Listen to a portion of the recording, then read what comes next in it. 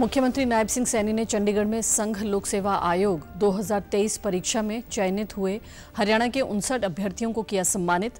कहा, आप विकसित भारत के बने कर्णधार। मुख्यमंत्री नायब सिंह सैनी ने कहा, प्रदेश में अपराध की कोई जगह नहीं। अपराध पर अंकुश लगाने के लिए सरकार कर रही है सख्त कार्रवाई। कांग्रेस के शासन के दौरान थे सबसे ज्यादा आपराधिक आंकड़े।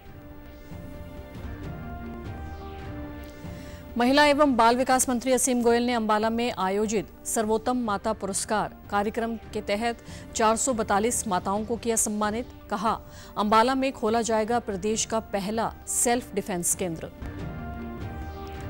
और प्रदेश में नागरिक अस्पतालों के डॉक्टरों की हड़ताल के चलते उपचार के लिए आए मरीजों को काफी परेशानियों का करना पड़ रहा है सामना।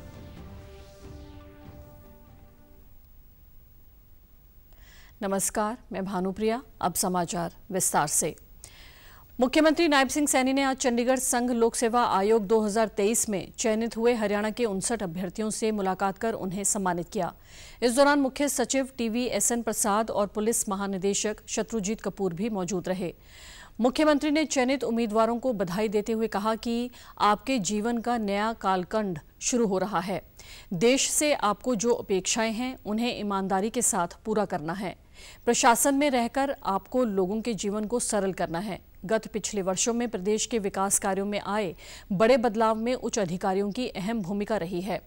मुख्यमंत्री ने उम्मीदवारों से कहा कि प्रधानमंत्री नरेंद्र मोदी का विजन 2047 तक राष्ट्र को विकसित भारत बनाना है और आप उसके कर्णधार हैं। आपका विजन भारत को दुनिया का सिरमौर बना सकता है। क्योंकि हम उनकी कार्यशैली को बहुत नजदीक से मैंने देखा। उन्होंने विजन रखा है कि 2047 तक ये विकसित राष्ट्र बनाना है और उस विकसित राष्ट्र के आप लोग कर्णधार हैं। कि जो हमारी पोजीशन पूरे वर्ल्ड के अंदर थी, हमारी आंखों के सामने देखते देखते वो बदल गई। दुनिया के बड़े बड़े लोग, दुनिया के शक्तिशाली राष्ट्र ललायित रहते हैं कि मोदी से बात कर ले, या उस कल्पना को कोई साकार रूप दे सकता है। वो आपका विजन है, आपके हाथ में है। हमने इस भारत को दुनिया का सिरमौर बनाना है। मैं इसके लिए आप सबको बहुत बहुत बधाई और शुभकामनाएं देता हूं। मुख्यमंत्री नायब सैनी ने अपराधियों को स्पष्ट तौर पर चेतावनी दी है कि वे या तो अपराध का रास्ता छोड़ दें अथवा प्रदेश छोड़कर चले जाएं। सरकार की ओर से अपराधियों के खिलाफ सख्त कार्रवाई की जाएगी तथा किसी भी अपराधी को बख्शा नहीं जाएगा। उन्होंने थाईलैंड से अपराधी को लाने के लिए पुलिस को बधाई देते हुए कहा कि पुलिस तत्परता के साथ कार्य कर रही है। वे कल देर शाम को रोहतक में पार्टी के प्रदेश कार्यालय में पत्रकारों से बातचीत कर रहे थे। उनके साथ पार्टी के नवनियुक्त प्रदेश अध्यक्ष मोहन लाल बड़ौली भी थे। नायब सैनी ने कहा कि कांग्रेस शासनकाल के दौरान प्रदेश में अपराध के ज्यादा आंकड़े थे, जबकि वर्तमान प्रदेश सरकार के निर्देशानुसार पुलिस तत्परता के साथ कार्य कर रही है। सरकार की ओर से अपराध पर अंकुश लगाने के लिए सख्त कार्रवाई की जा रही है। मुख्यमंत्री ने आरोप लगाया कि कांग्रेस के शासनकाल के दौरान प्रदेश में बदली, भर्ती व भूमि में जमकर भ्रष्टाचार किया गया। कांग्रेस पार्टी के नेताओं ने आम जनता को गुमराह किया है तथा काठ की हांडी बार बार नहीं चढ़ती है। भाजपा के कार्यकर्ता घर घर जाकर कांग्रेस पार्टी के झूठ को बेनकाब करेंगे। उन्होंने कहा कि कांग्रेस द्वारा देश में आपातकाल लागू किया गया तथा इस दौरान प्रेस का भी गला घोटा गया। कांग्रेस ने झूठ बोला और एक कहावत है हरियाणा के अंदर बुजुर्गों की, काठ की हंडी है, एक बार चढ़ती है, बार बार नहीं चढ़ती। एक बार तो झूठ चल जाएगा, कहीं मैं भी खड़ा होकर बोल लूंगा। ये केजरीवाल ने दिल्ली में बोली दिया था झूठ, जेल के अंदर पड़ा कि नहीं पड़ा? झूठ बोल का वोट तो ले लिया, परंतु जब लोग काम चाहते हैं, लोग काम देखते हैं, जब उसके ऊपर पूरा नहीं उतरे, खाली बात की है, बात करके वोट लेने का काम किया है। कांग्रेस की सरकार के अंदर भर्ती भी भ्रष्टाचार से होती थी और बदलियां भी भ्रष्टाचार से होती थी, और भूमि का जो आपके सामने है, किसी के ऊपर वो लगा दिया, सेक्शन 4 लगा दिया, सेक्शन 7 लगा दिया। किसानों को इस प्रकार से डरा नहीं देते थे, उनकी जमीन खोस लेते थे। वहीं मोहनलाल बड़ौली ने बताया कि प्रदेश व केंद्र सरकार की 10 साल की उपलब्धियों को लेकर जनता के बीच जाएंगे। कार्यकर्ताओं के दम पर एक बार फिर प्रदेश में भारतीय जनता पार्टी की सरकार बनेगी। 19,812 बूथ का प्रत्येक कार्यकर्ता हरियाणा सरकार की 10 साल की उपलब्धियों को लेके हम जन जन तक जाएंगे। जो गरीब कल्याण की योजनाएं हरियाणा सरकार की हैं उनको लोगों के बीच में जाके बताने की जो काम भारतीय जनता पार्टी का कार्यकर्ता करेगा। हमने 22 के 22 जिलों की विस्तृत जिला कार्यकारिणी की बैठकें की। अभी 14, 15, 16 और 17 4 दिन हमारी 313 मंडलों में विस्तृत मंडल कार्यकारिणी की बैठक होंगी। भारतीय जनता पार्टी के नवनियुक्त प्रदेश अध्यक्ष मोहनलाल बड़ौली ने कल मुख्यमंत्री नायब सैनी की मौजूदगी में रोहतक में पार्टी के प्रदेश कार्यालय में कार्यभार संभाल लिया। इस अवसर पर यहां हुए समारोह में मोहनलाल बड़ौली का अभिनंदन किया गया। गौरतलब है कि राय विधानसभा क्षेत्र से विधायक मोहनलाल बड़ौली को 9 जुलाई को बीजेपी के प्रदेश अध्यक्ष की जिम्मेदारी सौंपी गई थी। इससे पहले मुख्यमंत्री नायब सैनी के पास ही पार्टी के प्रदेश अध्यक्ष की जिम्मेदारी थी। इस दौरान मुख्यमंत्री ने मोहनलाल बड़ौली को शुभकामनाएं देते हुए कहा कि हरियाणा विधानसभा चुनाव में 2 महीने बचे हैं। प्रधानमंत्री नरेंद्र मोदी के नेतृत्व में प्रदेश में तीसरी बार भाजपा की सरकार बनेगी। उन्होंने उम्मीद जताई कि मोहनलाल बड़ौली की अगुवाई में संगठन और तेजी से आगे बढ़ेगा। उन्होंने कहा कि सरकार और संगठन मिलकर सारे रास्ते सरल कर देंगे। वहीं मुख्यमंत्री ने भूपेंद्र सिंह हुड्डा पर निशाना साधते हुए कहा कि कांग्रेस शासनकाल में हरियाणा में जमकर भ्रष्टाचार हुआ। आज कांग्रेस पिता और पुत्र की पार्टी बनकर रह गई है। इसी वजह से कांग्रेस के बड़े नेता पार्टी छोड़कर भारतीय जनता पार्टी में शामिल हो रहे हैं। उन्होंने कहा कि भूपेंद्र सिंह हुड्डा को यात्रा निकालने से पहले इस बात का जवाब देना चाहिए कि उन्होंने अपने 10 साल के कार्यकाल में क्या काम किया। बच्चे हैं और आज हरियाणा प्रदेश के अंदर एक ही आवाज है कि नरेंद्र मोदी के नेतृत्व में हरियाणा में भी तीसरी बार बड़े मैंडेट के साथ सरकार बन रही है। अरे इतना काम किया 10 वर्षों में, जितना कार्य पिछले 60 वर्षों के अंदर ये नहीं कर पाए। ये कांग्रेस के लोग बताने के तो लिए कुछ नहीं है, झूठ बोलने में बड़े माहिर हैं और इस प्रकार का झूठ बोलते हैं कि व्यक्ति दंग रह जा भी हाँ वही कर देंगे। एक भी नौकरी बिना पैसे के नहीं लगती थी, भ्रष्टाचार होता था और उसकी प्रक्रियाओं को तार-तार कर दिया जाता था। वहीं मोहनलाल बड़ौली ने कहा कि भारतीय जनता पार्टी सरकार ने 10 वर्ष अच्छा काम किया है, आगे भी इससे बेहतर काम करेंगे। बड़ौली ने दावा किया कि तीसरी बार कार्यकर्ताओं के दम पर एक बार फिर हरियाणा में सरकार बनेगी। भारतीय जनता पार्टी के कार्यकर्ता को एक उम्मीद जगी है कि जब तीसरी बार सरकार बनेगी ये प्योर कार्यकर्ताओं की सरकार बनेगी, प्योर कार्यकर्ताओं की ताकत से सरकार बनेगी। आपकी ताकत से ही तीसरी बार हरियाणा प्रदेश में भारतीय जनता पार्टी के मुख्यमंत्री के रूप में नायब सिंह सैनी जी शपथ लेंगे। इस काम में हम सब लगेंगे, जोश के साथ लगेंगे। अनेक कार्यकर्ताओं को नई ज्वाइनिंग भी करवाने का काम करेंगे। राष्ट्रीय परीक्षा एजेंसी ने घोषणा की है कि संयुक्त विश्वविद्यालय प्रवेश परीक्षा CUET UG के प्रभावित विद्यार्थियों के लिए पुनः परीक्षा आयोजित की जाएगी। ये परीक्षा 19 जुलाई को कंप्यूटर आधारित होगी। प्रभावित विद्यार्थियों की संख्या 1000 से अधिक है। विषय कोड का उल्लेख करते हुए उन्हें ईमेल भेज दिया गया है। जल्द ही एडमिट कार्ड जारी कर दिए जाएंगे। NTA ने कहा कि विशेषज्ञों से मिले फीडबैक के आधार पर उत्तर कुंजिका तैयार की जा रही है। इसे आधिकारिक वेबसाइट पर अपलोड कर दिया जाएगा। प्रवेश परीक्षा मई महीने में 389 शहरों में विभिन्न केंद्रों पर हुई थी। इनमें 26 केंद्र देश से बाहर थे। पहली बार ये परीक्षा ऑनलाइन और ऑफलाइन दोनों माध्यमों से हुई। अस्थायी उत्तर कुंजिका 7 जुलाई को जारी की गई थी और 9 जुलाई तक इस पर आपत्तियां मांगी गई थी। NTA ने कहा कि यदि परीक्षा संचालन के बारे में कोई शिकायत सही पाई जाती है तो प्रभावित अभ्यर्थियों के लिए फिर से परीक्षा आयोजित की जाएगी।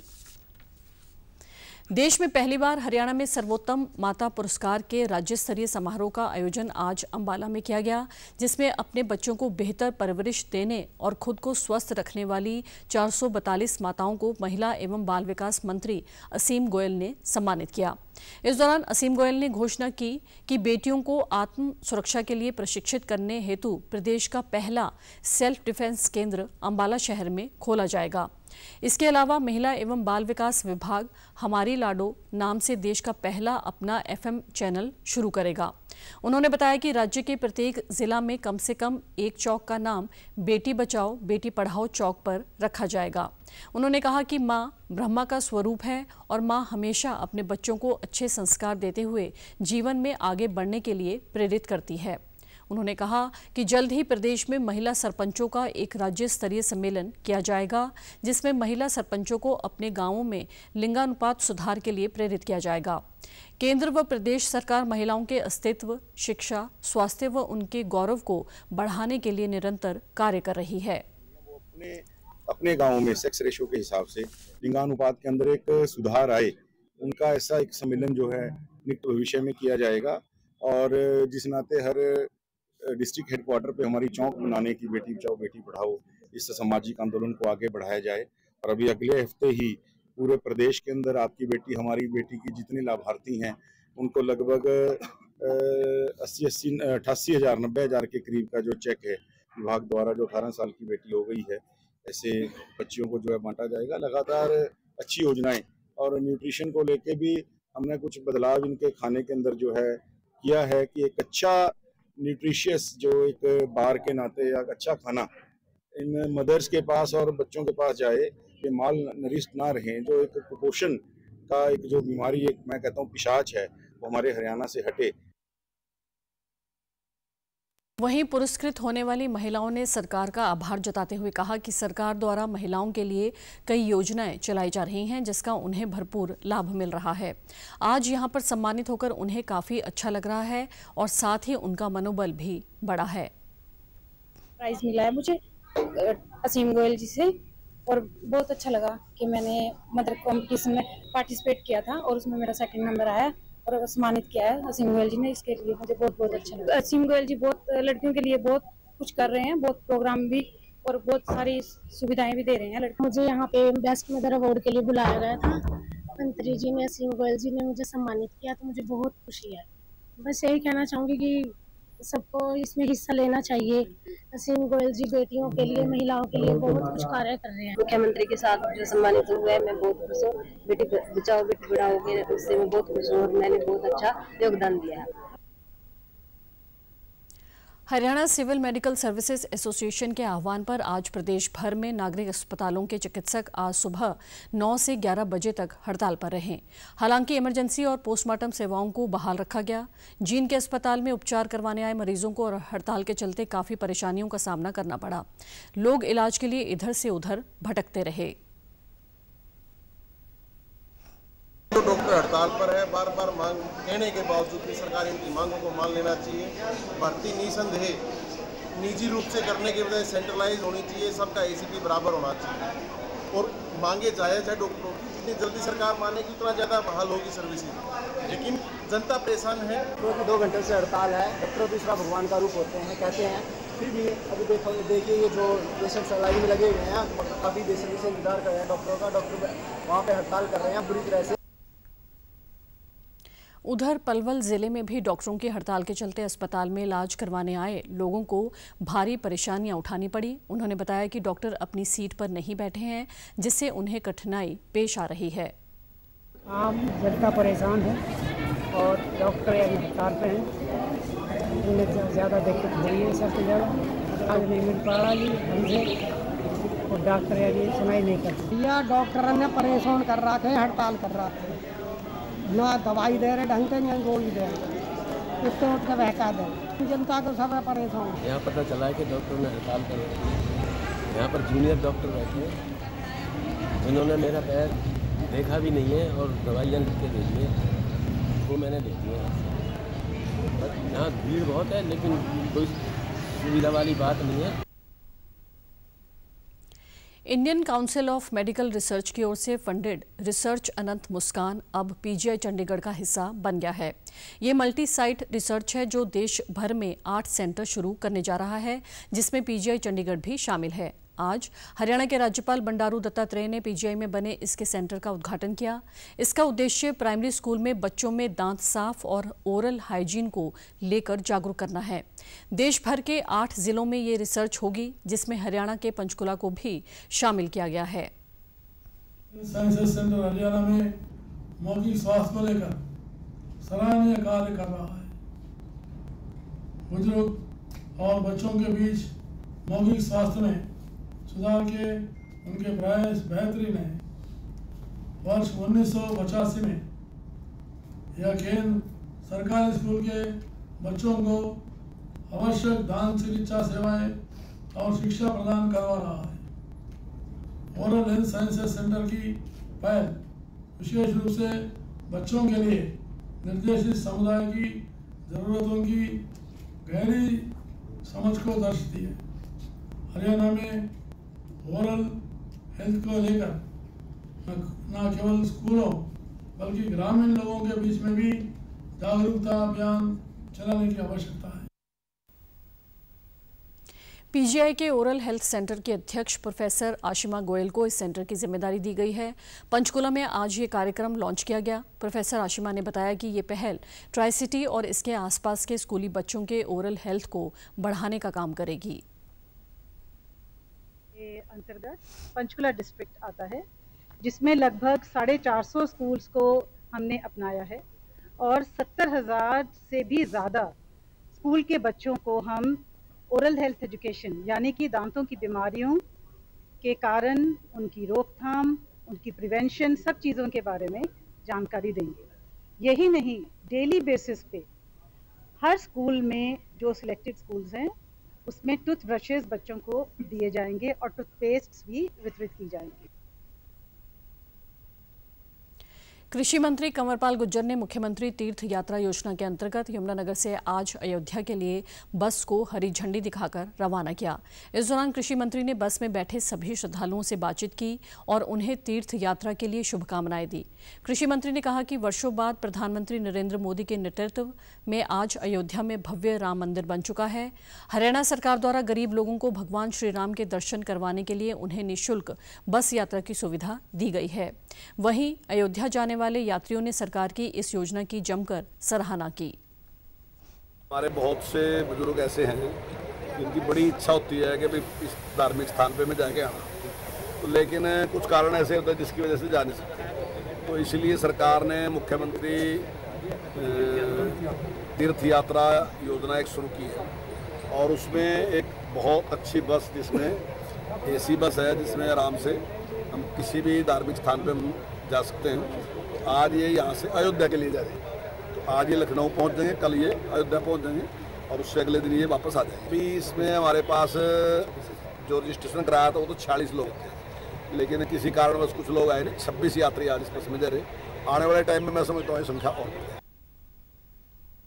वहीं कृषि मंत्री कंवरपाल गुर्जर ने कांग्रेस की हरियाणा का हिसाब दो यात्रा पर प्रतिक्रिया देते हुए कहा कि पहले कांग्रेस अपने 10 वर्ष के कार्यकाल में किए गए कामों का हिसाब दें।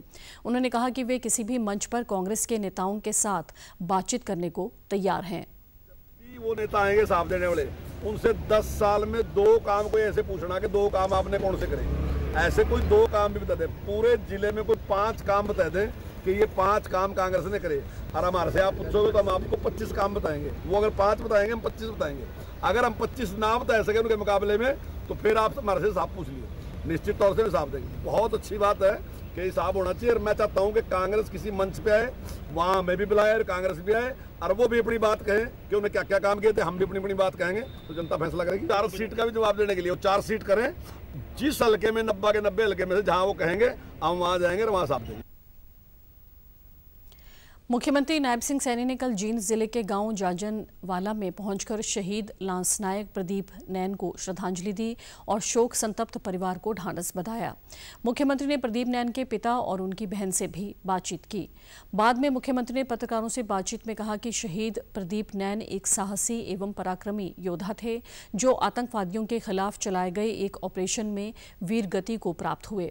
उन्होंने कहा कि प्रदीप अपनी मातृभूमि की रक्षा करते हुए देश की आन बान और शान के लिए खुद को कुर्बान कर गए। ऐसे महान वीर को मैं नमन करता हूं। हरियाणा सरकार शहीद प्रदीप के परिवार के साथ है। मुख्यमंत्री ने बताया कि हरियाणा सरकार द्वारा शहीदों के परिवारों को दी जाने वाली सहायता नीति के अनुसार शहीद प्रदीप नैन के परिवार को 1 करोड़ रुपए की सहायता राशि जल्द ही दी जाएगी। उन्होंने ये भी कहा कि केंद्र सरकार प्रदेश सरकार तथा सेना के नियमों के अनुसार शहीद के परिवार को जो भी सहायता राशि या अन्य सुविधाएं देने का प्रावधान है वह भी जल्द दिया जाएगा। हम ये प्रार्थना करते हैं कि उस दिवंगत आत्मा को अपने श्री चरणों में स्थान दे, जो परिवार को, मित्रजनों को, रिश्तेदारों को जो दुख लगा है उसको सहन करने की शक्ति दे, क्योंकि ये जवान प्रदीप नैन इस भारत भूमि की रक्षा करते हुए उसने अपनी कुर्बानी दी है। वो सौभाग्यशाली होते हैं जिनको इस प्रकार की कुर्बानी जो इस भारत माँ के रक्षा के लिए देते हैं। और सरकार पूर्ण रूप से परिवार के साथ है। 1 करोड़ रुपया परिवार को देने की बात कही थी, क्योंकि जो शहीद जो इस देश के नाम जिन्होंने अपनी जान दी है, जो कुर्बान हुए हैं, सरकार ने निर्णय लिया कि ऐसे परिवारों को 1 करोड़ रुपये की सहायता दी जाएगी। प्रदीप नैन पैरा स्पेशल फोर्स में कमांडो थे और वे गत 6 जुलाई को जम्मू कश्मीर के कुलगांव में आतंकवादियों से लोहा लेते हुए शहीद हो गए थे। वे अपने पीछे परिवार में माता पिता, पत्नी व बहन को छोड़कर गए हैं। हरियाणा सरकार नशे को जड़ से खत्म करने के लिए लगातार काम कर रही है। ग्रामीण भी इसमें सरकार का पूरा सहयोग दे रहे हैं। इसी कड़ी में आज हिसार पुलिस मंडल के अतिरिक्त पुलिस महानिदेशक डॉक्टर एम रवि किरण ने फतेहाबाद के गांव हमजापुर में आयोजित कार्यक्रम में नशा मुक्त होने वाली 6 ग्रामीण पंचायतों को सम्मानित किया। इस दौरान उन्होंने लोगों को नशे के खिलाफ जागृत अभियान चलाने और नशा छोड़ने की शपथ भी दिलाई। इस अवसर पर उन्होंने कहा कि नशा जैसी महामारी को पूर्ण रूप से समाप्त करने के लिए पुलिस विभाग प्रयासरत है। नशा मुक्त बनी ग्राम पंचायतों से प्रेरणा लेकर अन्य ग्राम पंचायतों को भी अपने अपने गांव को नशा मुक्त बनाने का प्रयास करना चाहिए। साथ ही उन्होंने कहा कि नशे की सूचना मिलने पर तुरंत पुलिस को जानकारी दें और जानकारी देने वाले का नाम गुप्त रखा जाएगा। रतिया में हमने 6 गांव 1 वार्ड को नशा मुक्ति करा दी। ठीक है, और ये हमारा प्रयास जारी रहेगा। पुलिस डिपार्टमेंट और एजुकेशन डिपार्टमेंट, मेडिकल विभाग सारे काम कर इसको मिटाने के लिए पूरा कोशिश करें। हमारा टीम्स लगा हुआ, डिस्ट्रिक्ट लेवल टीम्स भी है और रेंज लेवल टीम्स भी है। हम लगातार काम करेंगे। जो फतेहाबाद पुलिस ने काम किया, डिमांड के साइड काम किया, हमने सप्लाई साइड में इसको काम करना चाहिए। सप्लाई साइड में कैसे रोक लगा सकता है, अवेयरनेस क्रिएट करना और सरपंच पंचों का मदद लेना, और कौन इसका नशा मुक्ति करता है, ये बच्चों, इनके पेरेंट्स का भी हमने अकाउंट में लेना है, कॉन्फिडेंस में। फिर ये सप्लाई साइड इसमें रोक ही लगा जाए। और मैं बाकी सरपंचों से भी ये विनम्र निवेदन करता हूँ, वो भी हमारा को सहयोगिता दे दो, इससे हमें जड़ से ये बीमारी को कट सकता है। प्रदेश के वित्त मंत्री जेपी दलाल ने कहा कि बढ़ते ग्लोबल वार्मिंग से बचने का एकमात्र उपाय पौधारोपण कर उनकी देखभाल करना है। पौधारोपण से पर्यावरण और वातावरण में सुधार होगा। वित्त मंत्री ने सभी से अपील करते हुए कहा कि वे अपनी मां के नाम एक पौधा अवश्य लगाएं और अपनी मां की तरह ही उसकी सेवा करें। उन्होंने कहा कि लोहारू में प्रयास एक कोशिश नामक संस्था प्रतिभावान छात्रों को सम्मानित करना, पौधारोपण तथा जरूरतमंद लोगों की मदद करने जैसे सराहनीय कार्य कर रही है। उन्होंने बताया कि भिवानी जिला को हरा भरा बनाने के लिए इस सीजन में 7,24,800 पौधे लगाने का लक्ष्य रखा गया है।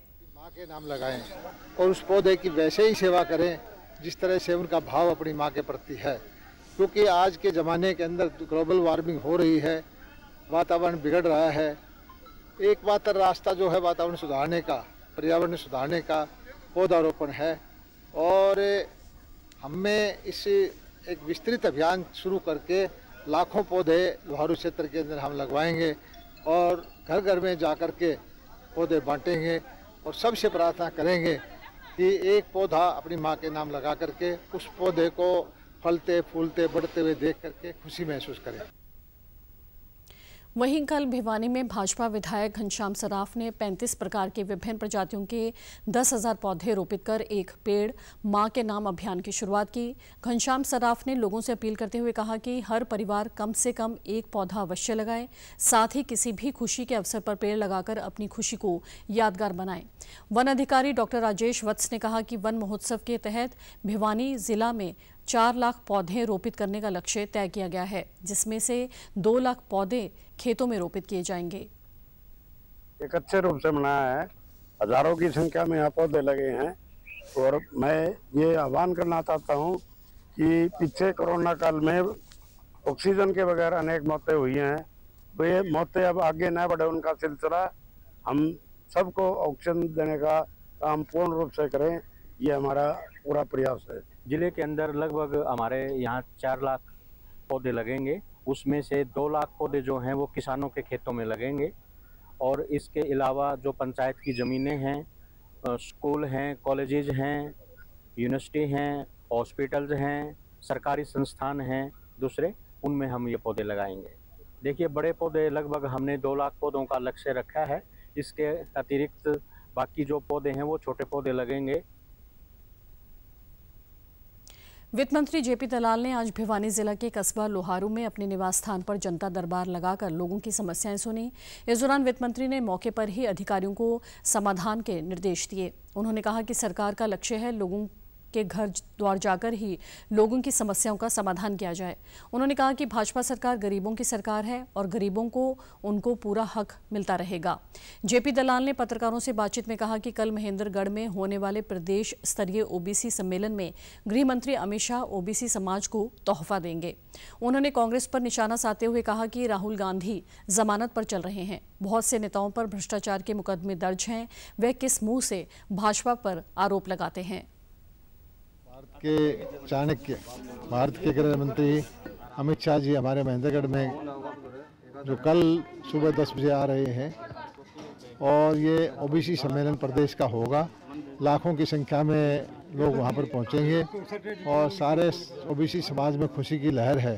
भारतीय जनता पार्टी ने बहुत सारी घोषणाएं की हैं ओबीसी समाज के लिए, उनको सुविधाएं देने के लिए, और उम्मीद है कि कल भी और ज़्यादा सुविधाएं उनको मिलेगी। लोहारू हल्के से भी बहुत सारी लोग जो है इस सम्मेलन में भाग लेंगे। सारे क्षेत्र में खुशी की लहर है। राहुल गांधी जी जमानत पर है। यहाँ कांग्रेस के बहुत सारे नेता हैं, 10-10 मुकदमे बने हुए हैं, घपले उन्होंने किए, भ्रष्टाचार उन्होंने किया। किस मुँह से वो हमारे ऊपर आरोप लगाते हैं। भारतीय जनता पार्टी की सरकार बिल्कुल गरीबों की सरकार है। पंचकुला के पिंजौर में चल रहा 31वां आम मेला के समापन समारोह में कल राज्यपाल बंडारू दत्तात्रेय ने बतौर मुख्य अतिथि शिरकत की। इस अवसर पर उन्होंने आम उत्पादक किसानों को आम केसरी और आम रत्न पुरस्कार प्रदान किए, जिसमें 11,000 व 5,100 रुपये की राशि व प्रशस्ति पत्र देकर उन्हें सम्मानित किया गया। इस दौरान पर्यटन विभाग की प्रमुख सचिव कला रामचंद्रन, उपायुक्त डॉक्टर यश गर्ग सहित अनेक गणमान्य मौजूद रहे।